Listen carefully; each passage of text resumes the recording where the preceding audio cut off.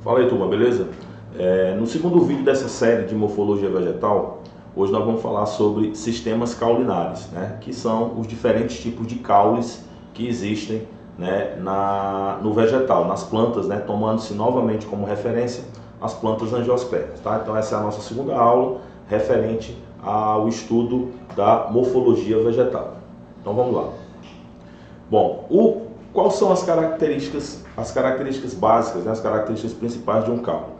Em geral, o caule ele é um órgão aéreo, ou seja, ele é um órgão que cresce fora do solo, né? Um caule é uma estrutura que cresce, não é subterrânea como a raiz, como nós estudamos, certo? Existem alguns caules que crescem dentro do solo, a gente vai ver esses tipos especiais aqui, e outros que são aquáticos, mas a grande maioria, a imensa maioria dos caules são caules aéreos, né? São classificados como caules aéreos, tá? Em geral, esse caule ele tem como principal característica, ó, a presença dessas estruturas aqui, que são as gemas, tá? Vão existir tanto gemas no ápice do caule, que é a gema apical chamada, como também as gemas nas laterais do caule, que são as gemas axilares ou gemas laterais. Bom, o que essas gemas têm de tão importante? Essas gemas, elas são importantes por quê? Porque elas possibilitam que esse caule promova processo de diferenciação celular. Ou seja, a partir dessas gemas é possível surgir um novo ramo, é possível surgir uma nova folha, é possível surgir uma flor, tá? Então, essas regiões do caule são regiões que a gente chama de meristemáticas, tá? São formadas por tecidos, e esses tecidos embrionários, né? E esses tecidos embrionários, eles são capazes de se diferenciar em qualquer outro tipo de tecido da planta. E isso permite ao caule a capacidade, tá, de desenvolver uma função que é exclusiva desse órgão, que é a propagação vegetativa. Tá? Que é exatamente o que? Promover a reprodução de uma planta a partir da estrutura do caule. Lembrando que o caule não é um órgão reprodutor, tá? Ele é um órgão vegetativo, ou seja, ele é um órgão que não tem relação com a reprodução sexuada do vegetal. Porém, por ele ter essas regiões meristemáticas, ele se torna capaz de desenvolver novas partes do vegetal e, consequentemente, poder ser utilizado aí em muitas aplicações, né, na agricultura, né? Hoje a gente sabe que para se plantar, por exemplo, a própria cana-de-açúcar, você não vai usar a semente da cana-de-açúcar, você não vai usar órgãos reprodutores de fato da cana-de-açúcar. Você usa o quê? O caule.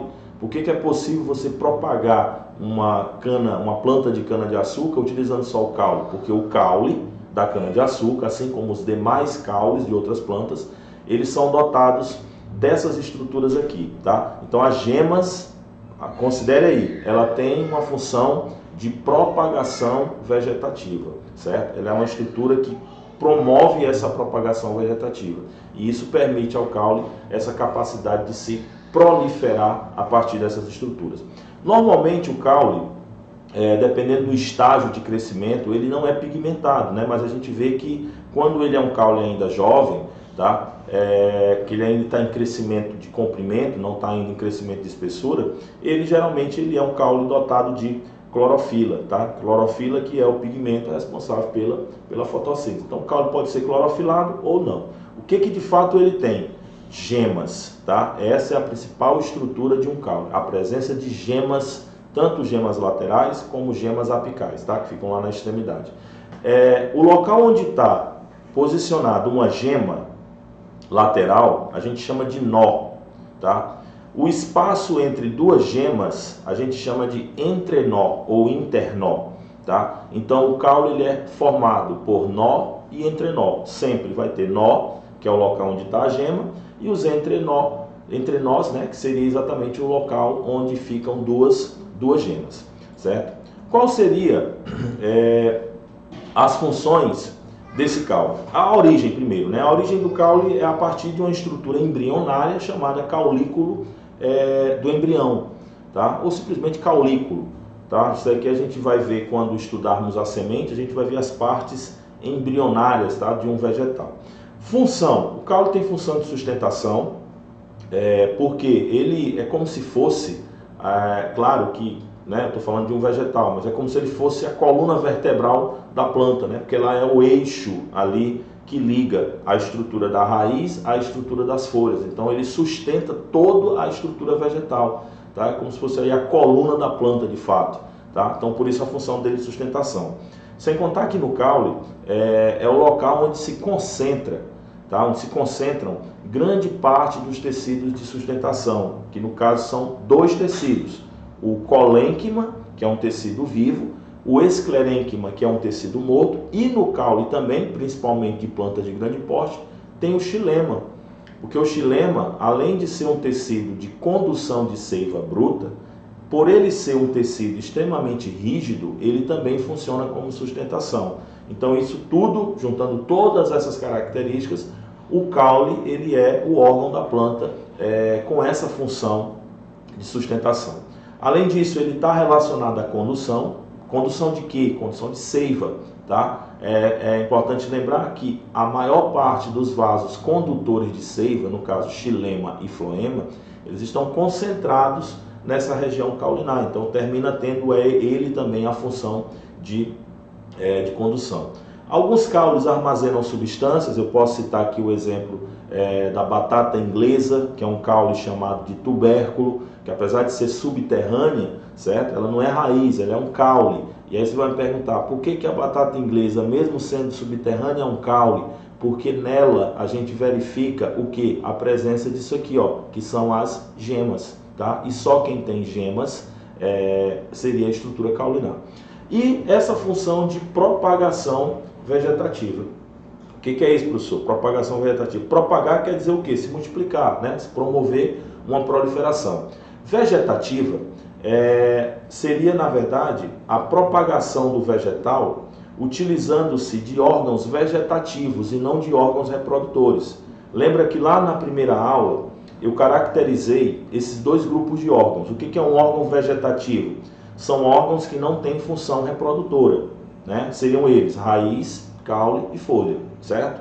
Quem são os órgãos reprodutores? A flor, tá? Indiretamente a semente e o fruto, certo? Então o caule, por ser um órgão vegetativo, teoricamente ele não deveria estar envolvido na reprodução, tá? Porém ele possui uma característica que lhe permite se propagar, que é o que? A presença dessas gemas, certo? Então, pelo fato dele ser repleto de gemas, ele consegue se propagar. E aí nós vamos aqui para a diversidade de caules, né? Vamos conhecer aqui os tipos principais de caules, vamos falar aqui algumas de suas adaptações.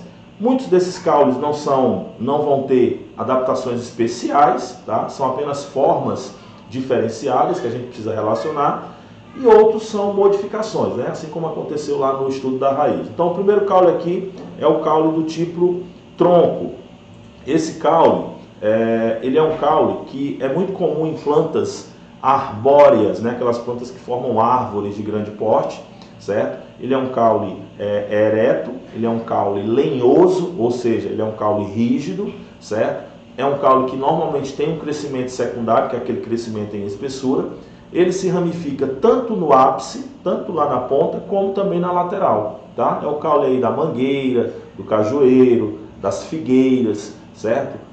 Enfim, de várias plantas aí de grande porte, sequoias, tá? Que a gente conhece aí. O caule estipe, né? Todo mundo sabe, pela própria imagem aqui já dá para saber que é o que? É o caule das palmeiras, certo? As palmeiras como o babaçu, o açaí, né? O buriti, por exemplo, a carnaúba, todos apresentam caules com esse formato. Qual é a característica desse caule? É um caule ereto também, ele é um caule relativamente lenhoso, ou seja, ele é rígido, né? Também não deixa de ser rígido, apesar de que internamente ele não é tão rígido assim, em alguns casos, né? Porque, por exemplo, a carnaúba ela é bem rígida internamente. Mas a principal característica desse caule é que ele não tem ramificações laterais. Você não vai ver, por exemplo, uma palmeira com galho, né? Já prestou atenção nesse detalhe? A ramificação dele é apenas aqui, ó, na copa da planta, lá em cima. Lá em cima você vai ter uma copa de folhas, certo? Isso quer dizer o que, meu amigo? Quer dizer que nesse caule, as gemas, elas se concentram apenas no ápice caulinar e não na lateral. Então é uma exceção aqui que a gente pode marcar. Quando você faz, por exemplo, a extração do palmito, né? Lá existe o palmito Jussara, por exemplo, né? Que é algumas regiões chamam de açaí, outras regiões chamam de Jussara. Então ele tem um palmito. Esse palmito é o que? Na verdade, o palmito ele é retirado aqui do ápice desse caule, tá? Lá da ponta lá da palmeira, certo? E quando esse palmito ele é retirado, aquela planta morre. Por que a planta morre? Porque eu estou retirando da planta a única região que é formada por células com capacidade de crescimento, que são as células meristematicas. Como esse caule não tem gemas laterais, é uma exceção, se eu retirar a zona de crescimento dele, ele não vai conseguir mais se propagar, então a tendência dele é morrer, justamente porque eu estou tirando a única região responsável pelo crescimento desse vegetal. Tá? Então é o caule das palmeiras de um modo geral. O caule do tipo colmo é o caule da cana-de-açúcar, caule do milho, caule do bambu, por exemplo. É o típico caule que você percebe nitidamente a presença de nó, né, onde eu estou marcando aqui, e o entrenó, tá? Então você tem aqui, ó, ele é um caule todo segmentado, ele tem nó, entrenó, Professor, todo caule tem isso? Tem, só que nesse caule aqui, essa divisão, ela é bem evidente, tá? Ela é bem visível, você consegue visualizar isso aí com facilidade, tá? Esse colmo, ele pode ser preenchido por tecidos denominados parênquimas, né, de reserva, inclusive ele é um caule que tem função de reserva, tá? Ou ele pode ser oco, por exemplo, na cana-de-açúcar ele é preenchido, já no bambu ele é oco, tá? Mas é um caule colmo por conta dessa organização de nó e entrenó. E temos aqui aqueles caules que são, a gente chama de herbáceos. O que é um caule herbáceo? É um caule que não tem um crescimento secundário, não é um caule que forma árvores, né? São aquelas plantas herbáceas, aquelas ervas rasteiras, por exemplo, são caules mais sensíveis, então a gente usa essa denominação caule do tipo arte. Feijão, por exemplo, feijoeiro, por exemplo, é um caso de caule do tipo arte, né? Um caule que cresce ali rasteiro no solo. Bom, aí temos algumas formas diferentes de caule. Vamos lá. Então, por exemplo, esse caule aqui, caule, por exemplo, do maracujá, ele é um caule volúvel. O que é um caule volúvel? É um caule que utiliza um suporte para crescer, então ele vai enrolando nesse suporte. Só que uma observação, essa estrutura do caule volúvel, ela é flexível. Então, por mais que essa estrutura aqui, que ela está apoiada, seja uma outra planta, esse caule volúvel ele não vai sufocar essa outra planta como aquela raiz estrangulante que a gente estudou, né, na aula anterior. Não vai sufocar. Para ele fazer esse movimento de crescimento, normalmente ele tem na ponta uma estrutura especializada chamada de gavinha, né? Quem conhece a planta do maracujá já deve ter visto aquelas molas, né? Parece uma molazinha que fica na ponta do caule. Então essas molazinhas que ficam na ponta do caule nada mais são do que gavinhas, tá? Tem o papel aí de fixar a planta no suporte e promover o crescimento, né, envolvendo esse suporte. Então, o caso aí, por exemplo, do maracujá, é o caso da uva, tá? Então, várias outras espécies, plantas trepadeiras, né, como são ditas no popular. Esses dois caules, estolão e sarmentoso, são caules rastejantes. O que é um caule rastejante? É aquele tipo de caule que cresce prostado ao solo, tá? Ele não vai subir perpendicular ao solo, ele vai crescer prostado. E aí existem dois padrões, tá? Existem aquele caule prostado que enraiza de ponto em ponto, tá? Tipo, ele forma uma planta aqui, aí ele cresce, rastejando ao solo, enraiza de novo, cresce, enraiza de novo, ou seja, ele vai formando pontos de fixação, tá? Por exemplo, a planta do morango, o morangueiro, tá? Ele tem essa organização aqui. As próprias gramíneas, tá? Uma grama, ele tem um caule estolho. Por isso que quando você planta um pouco de grama em um ponto, com o passar do tempo, essa grama se espalha rapidamente. Por quê? Porque aquela planta que você fixou ali no solo, ela vai projetar um caule como esse, que vai se fixar em um outro ponto, formando uma nova planta. E depois ele vai se fixar em um outro ponto, formando uma nova planta. Esse princípio aqui, pessoal, é a propagação vegetativa. Tá? É isso que é propagação vegetativa. A possibilidade de uma gema caulinar dar origem a uma nova planta. Então, quando um caule cresce prostrado ao solo e enraiza de ponto em ponto, isso aí é chamado de caule estolho ou estolão. Tá? Já, por exemplo, se você observar a planta da melancia, ela vai ter um ponto de enraizamento e ela vai formar aquele ramo, né? Que não enraiza mais, ele vai se fixar num ponto e vai crescer, formando os ramos. Tá? Então, esse aqui é um caule rastejante? É um caule rastejante, só que a gente chama de sarmentoso. Então, resumindo, a diferença desses dois tipos de caules rastejantes, estolão e sarmentoso, é que o estolão ele enraiza em pontos, né, diversos, enquanto que o sarmentoso ele enraiza num ponto e cresce. Basicamente isso aí. Esse aqui que está por trás da minha imagem, né, é o caule do tipo cladódio. Todo mundo já deve ter visto um mandacaru, um cacto, um xique-xique, uma palma. Tá? É um caule que tem a função de armazenar água, né? Então é um caule típico de plantas de regiões secas. Essa planta, ela normalmente, ela em geral não tem folhas, ao invés de folhas ela tem espinhos, e isso é uma forma de evitar a perda excessiva de água. Então essas plantas vivem em locais secos. Se elas tivessem folhas grandes, elas perderiam muita água por transpiração. Então normalmente elas apresentam espinhos, tá? Que é uma redução foliar adaptada, a gente vai ver isso no estudo da folha, tá? E ela é um caule que tem um grande potencial para reserva de água, tá? Já que ela é uma planta que vive nesses locais secos. Vamos para outro tipo. Esse aqui a gente já apresentou lá no assunto de raiz, né? Aquela discussão que eu falei para vocês. Muitos autores consideram essa estrutura aqui, como sendo uma raiz escora, tá? Só que se a gente for analisar a anatomia desse órgão, a gente vai perceber que essas estruturas aqui, mesmo tendo a função de se apoiar como uma raiz, ela é repleta de gemas. E o órgão vegetal que é repleto de gemas é o caule. Então essa estrutura, de fato, considerando os aspectos anatômicos, né, dessa estrutura, ele é na verdade um caule. E aí ele recebe o nome de caule risóforo, porque a espécie que possui esse tipo de caule, ela é denominada Rhizophyra mangli, tá? Então essa é a denominação de caule de manguezais. Aí nós temos aqui, por exemplo, o caule da bananeira, né?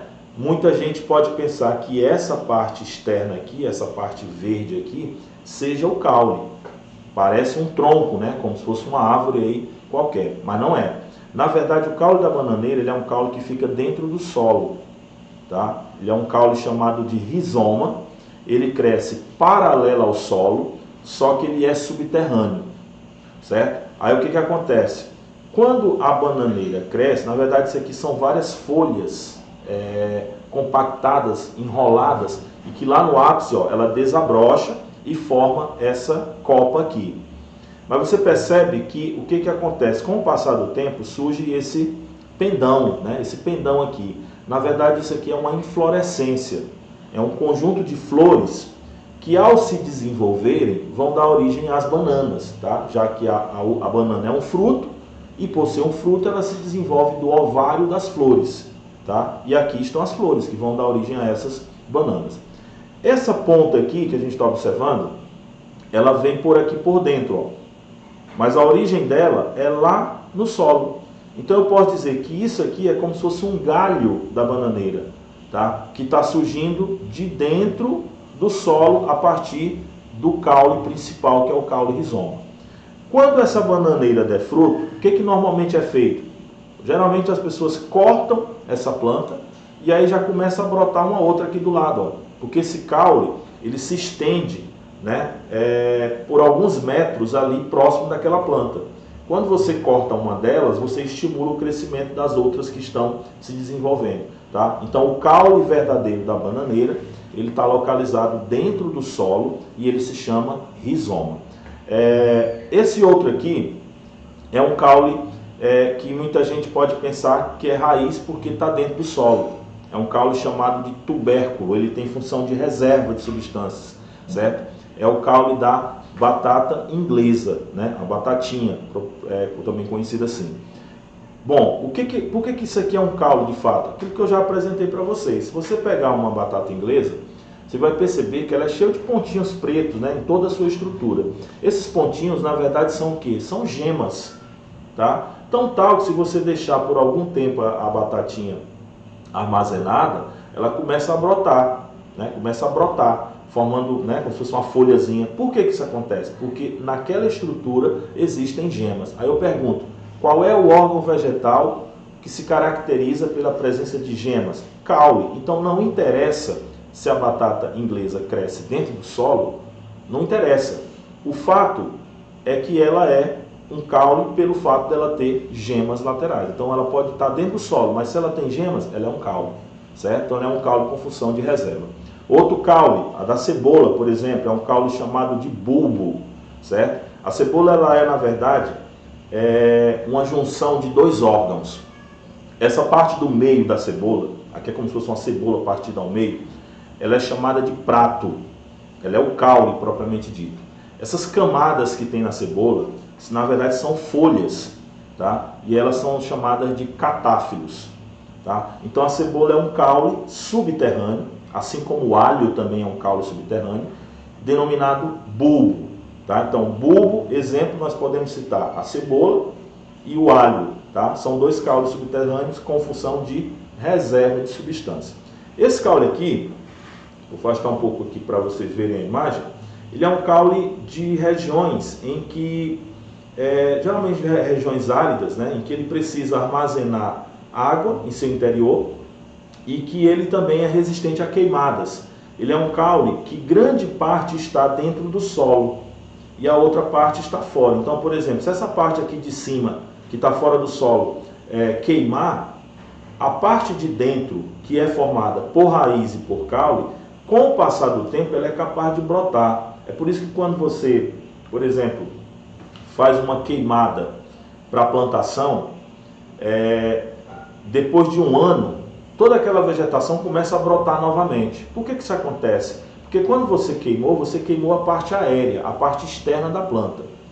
Se tivesse sobrado só a raiz da planta, essa planta não iria brotar novamente.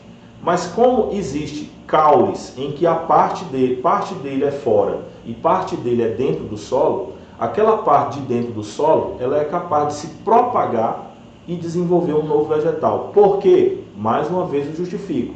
Porque o caule é dotado de gemas. Então, se ficou alguma parte do caule dentro do solo, provavelmente com o tempo ele vai brotar e vai dar origem a um novo vegetal, certo? Então, isso seria uma capacidade de propagação vegetativa desse caule chamado xilopódio, tá? Ele é um caule que acontece bastante nas regiões de Cerrado e na região de Caatinga, certo? São caules típicos dessas regiões. Bom, e aí para fechar, nós temos aqui duas adaptações, na verdade uma adaptação e uma estrutura diferenciada, que é um caule aquático, certo? Caule, por exemplo, da Vitória Régia.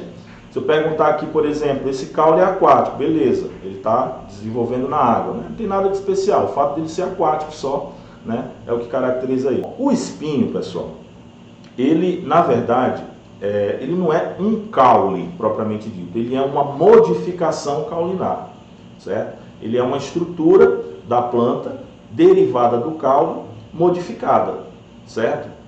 Apesar de que existem espinhos que são modificações de folhas.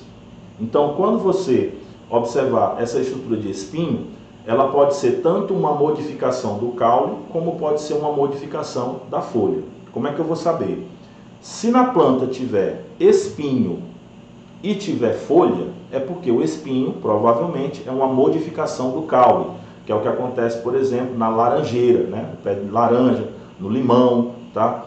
Agora, se a planta tiver espinhos e ela for desprovida de folhas, provavelmente aqueles espinhos serão modificação de folhas. E aí vem uma outra diferença. Quando o espinho é apenas uma modificação do caule, ele atua na planta apenas como uma forma de proteção contra o herbivorismo, né? Que é o hábito de alguns animais comerem os vegetais. Então, provavelmente um animal, ele vai evitar se alimentar de uma planta que tenha espinhos, então uma proteção natural que a planta tem. Agora, se o espinho for derivado da folha, além dessa proteção contra o herbivorismo, ele também tem uma função muito importante no controle de água da planta, que é evitar a perda excessiva de água. Tá? Não é o caso aqui. No espinho da laranjeira, ele não evita a perda excessiva de água, ele é só uma estrutura de proteção. Mas já o espinho do cacto, que é derivado da folha, além de proteger, ele exerce também a função de evitar a perda excessiva de água. Então, gente, é isso. Na aula de hoje nós falamos exatamente sobre a morfologia do caule, tá? E aí, nos próximos vídeos, nós vamos falar sobre a parte de folha, beleza? Então, até a próxima aula. Valeu!